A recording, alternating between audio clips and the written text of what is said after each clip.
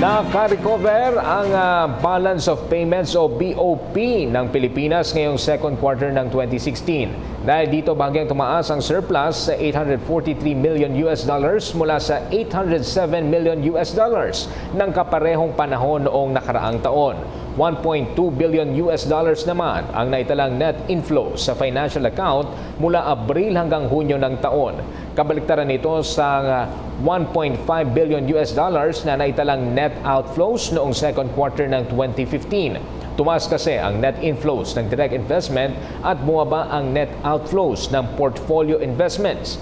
Samantala, inuulat ng Bangko Sentral ng Pilipinas na gumanda ang domestic production sa bansa nitong second quarter. Ito'y dahil sa pagangat ng imports o pag-aangkat partikular ng mga raw material at capital goods. Sa kabilang banda, bumulusok ang export dahil sa patuloy na paghina ng ekonomiya ng malalaking merkado gaya ng Estados Unidos, Europa at China. Ako po si Cathy San Gabriel. Subscribe na sa PTV YouTube channel. I-click lang po ang subscribe button.